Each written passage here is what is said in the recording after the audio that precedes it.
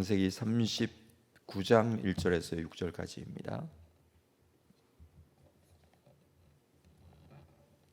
창세기 39장 1절에서 6절 말씀을 한 절씩 교독하겠습니다. 요셉이 이끌려 애굽에 내려가매 바로의 신하 친위 대장 애굽 사람 보디발이 그를 그리로 데려간 이스마엘 사람의 손에서 요셉을 산이라.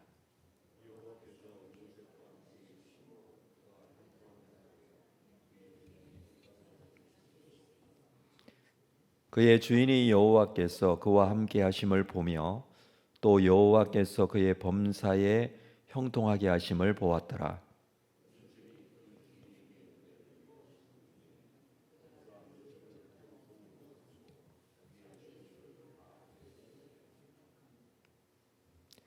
그가 요셉에게 자기의 집과 그의 모든 소유물을 주관하게 한 때부터 여호와께서 요셉을 위하여 그 애굽 사람의 집에 복을 내리심으로 여호와의 복이 그의 집과 밭에 있는 모든 소유에 미친지라.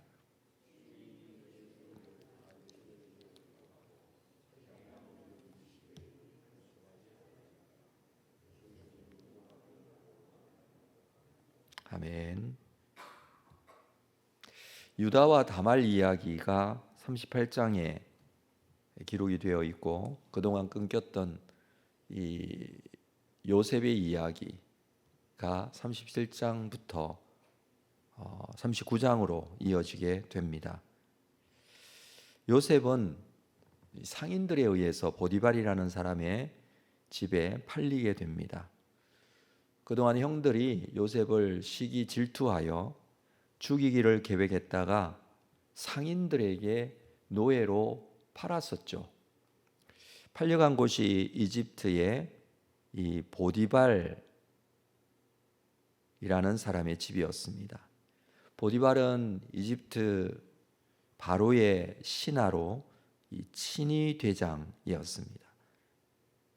정계에서도 상당한 지위를 누리는 사람으로 그렇게 우리가 볼 수 있는 그런 지위입니다. 요셉이 이 이집트에서 나중에 존귀하게 되어지는 과정에서 이 촉매 역할을 하게 되는 그런 사람이라 할 수 있습니다. 보디발의 집으로 팔려간 요셉은 거기서 열심히 일했습니다. 누구에게 인정받기 위해서가 아니라 어떤 상황에서도 최선을 다하는 이 요셉의 좋은 성품, 이 성품으로 그는 그곳에서 노예였지만 최선을 다하고 열심히 일하는 사람이었습니다. 뿐만 아니라 하나님이 요셉과 함께 하셨고 또 요셉에게 복을 주셨기 때문에 그의 노력에 대한 보상은 참으로 대단한 것이었죠. 2절에 보면 여호와께서 요셉과 함께 하심으로 그가 형통한 자가 되어 그의 주인 애굽 사람의 집에 있으니 그가 형통한 자가 되었다라고 합니다. 지금 요셉의 처한 상황은 완전히 바뀌었습니다. 요셉은 아버지의 존귀한 아들로 참 귀한 아들이었지만 지금 상황은 이 노예로 팔려 이방 땅에 노예 신세로 있었습니다. 그렇지만 하나님과 요셉의 관계는 바뀌지 않았습니다. 하나님께서 함께 하시니, 하나님께서 요셉과 함께 하시니 하는 일마다 잘 해내는 요셉은 이 주인 보디발의 총애를 받게 됩니다. 3절에도 그의 주인이 여호와께서 그와 함께 하심을 보며 또 여호와께서 그의 범사에 형통하게 하심을 보았더라. 여호와 하나님의 형통하게 하심이 요셉과 함께 하였다라고 합니다. 4절에 보면 요셉이 그의 주인에게 은혜를 입어 섬김에 그가 요셉을 가정 총무로 삼고 자기의 모든 소유를 다 그의 손에 위탁하게 됩니다. 시간이 지나면서 요셉을 신임하게 되고 요셉을 가정 총무로 삼게 되었습니다. 5절에도 그가 요셉에게 자기의 집과 모든 소유물을 주관하게 한 때부터 여호와께서 요셉을 위하여 그 애굽 사람의 집에 복을 내리시매, 하나님은 요셉과 함께 할 뿐만 아니라 요셉을 위하여 그 애굽 사람의 집에도 복을 내리십니다. 여호와의 복이 그의 집과 밭에 있는 모든 소유에 미친지라. 하나님께서 함께 하시는 사람 요셉이 있는 곳에, 그곳에도 하나님의 복이 임하게 되었다라고 합니다.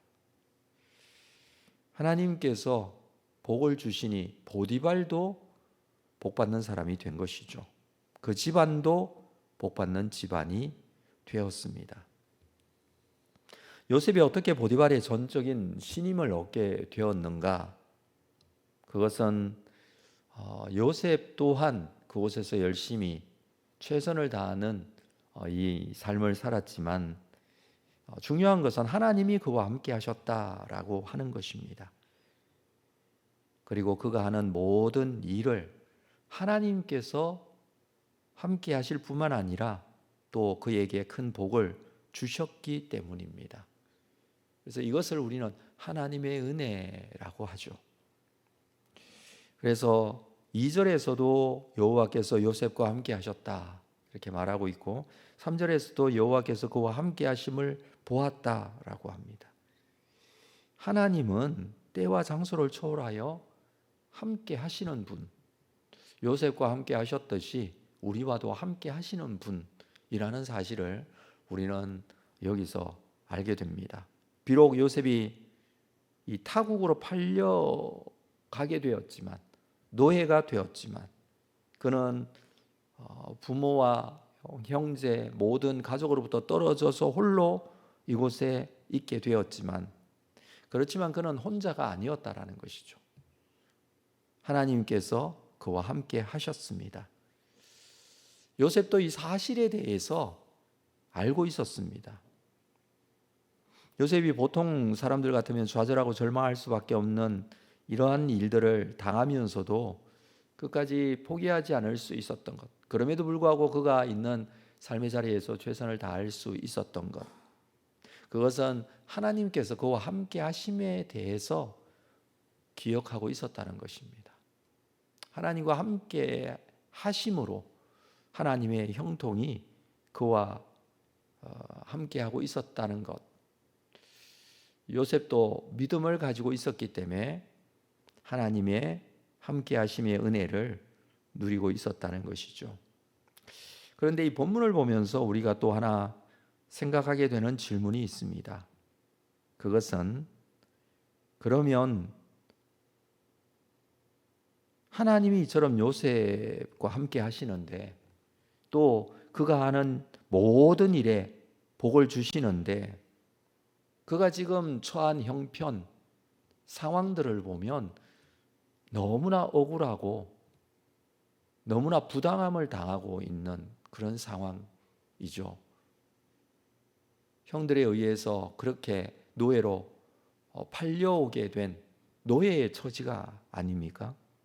그러면 왜 하나님이 함께 하신다면, 또 하나님의 형통이 있다면 여전히 요셉은 노예로 있는가?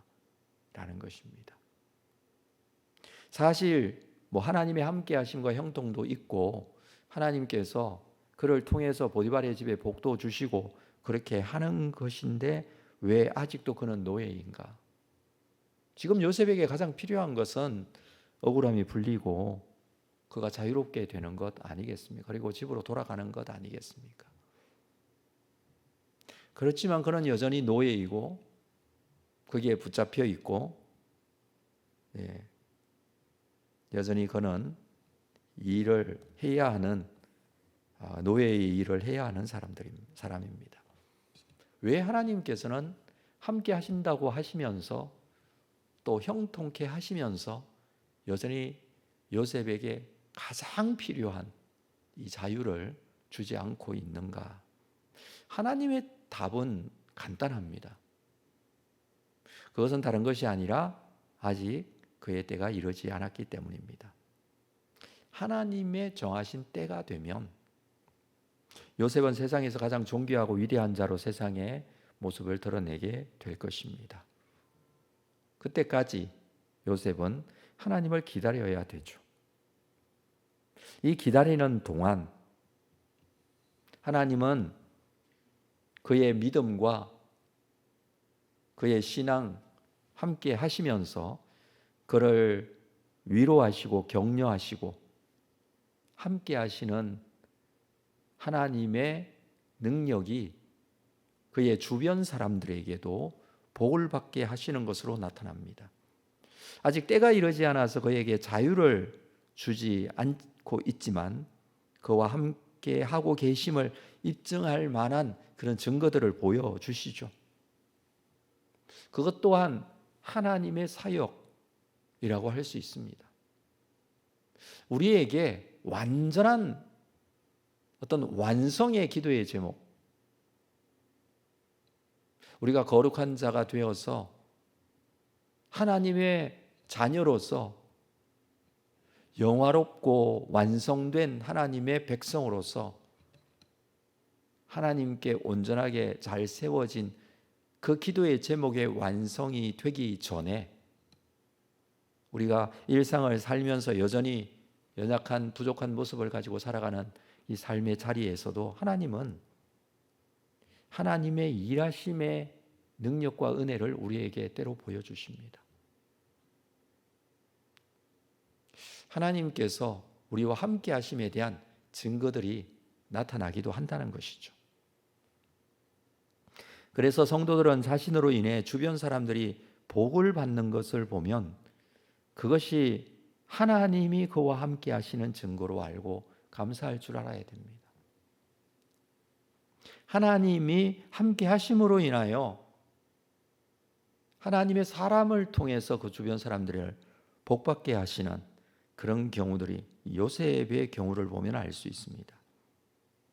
보디발 또한 자신이 요셉 때문에 많은 복을 누리고 있다는 사실을 알았습니다. 보디발이 요셉을 통해 많은 복을 누리는 것, 옛적에 이 라반이라는 사람이 야곱을 통해서 많은 복을 누렸던, 야곱이 라반의 집에서 일하는 동안에 라반이 복을 받은 것이 많았습니다. 마찬가지이죠.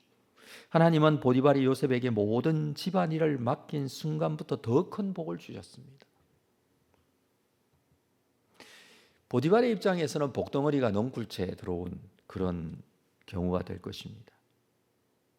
이러한 사실을 깨달은 보디발은 모든 것을 요셉에게 맡겼다라고 합니다. 6절에 보니 주인이 그의 모든 소유를 다 요셉의 손에 위탁하고 자기가 먹는 음식 외에는 간섭하지 아니하였더라. 보디발이 요셉을 전적으로 신임하였기 때문에 자기가 먹는 음식 외에 아무것도 간섭하지 않았습니다. 모든 재산을 요셉에게 맡기는데 왜 자기가 먹는 음식은 맡기지 않았을까? 이렇게 생각할 수도 있겠죠. 그것은 음식 외에 간섭하지 않았다. 이 말은 음식은 굉장히 사적인 부분에 해당이 됩니다. 개인적이고 사적인 것 말고 모든 것을 맡겼다. 그런 의미로 이렇게 말하는 것이죠. 요셉이 하는 일마다 잘 되어서 주인이 그를 전적으로 신임하여 모든 일을 맡기게 되는 일.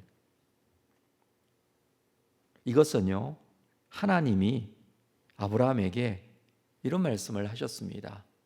약속을 하셨죠. 너를 축복하는 자에게 내가 복을 주겠다.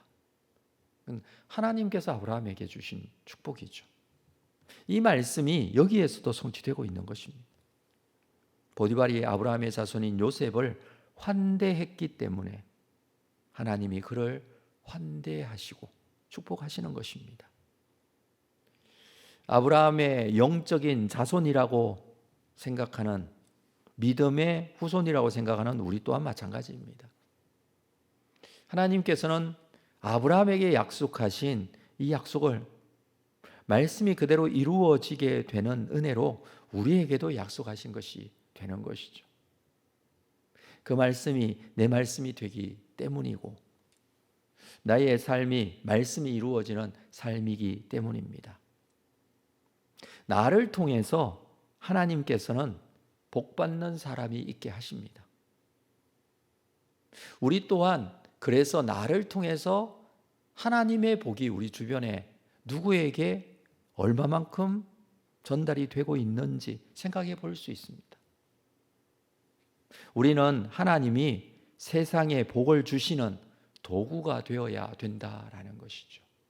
이게 그리스도인의 귀한 사명이라는 것입니다. 그러기 위해 우리는 하나님의 복을 또 나눌 수 있어야 합니다. 무엇이 하나님의 복인지에 대해서 우리가 내 스스로도 깊이 묵상할 뿐만 아니라 느끼고 깨달아야 될 뿐만 아니라 이것 또한 하나님의 은혜로 이 복을 세상에 나눌 수 있는 자가 되어야 합니다. 하나님이 함께 하시는 복, 하나님이 함께 하실 때 그 복이 이루어진다는 사실을 우리는 깨닫게 되죠. 이것이 형통하심이 되어서 요셉과 함께 하심으로 그 주변의 모든 사람들이 복을 받는 귀한 은혜가 나타나고 있는 것입니다. 나의 삶은 믿음의 삶이고 그 믿음의 삶은 우리가 살아내는 세상 속에서 주변의 많은 사람들에게 영향력이 있는 삶입니다. 그 삶을 통해서 주변의 사람들에게 복이 되고 그것을 통해서 하나님께서는 또 영광 받으십니다. 우리의 삶이 하나님의 영광을 위한 그런 삶이 된다는 사실을 우리가 다시 한번 기억하고 나로 인하여 복받는 사람들, 그로 인하여 하나님의 함께 하심을 우리가 다시 한번 기억하고 마지막 거룩한 자가 되어 하나님 앞에 서게 되는 그 순간까지 하나님의 뜻을 행하고 있다는 사실을 기억하고 오늘도 우리에게 주어진 일상의 삶 속에서 하나님의 뜻을 이루는 귀한 삶 살아갈 수 있는 여러분들 다 될 수 있기를 주님의 이름으로 축복합니다. 기도하겠습니다.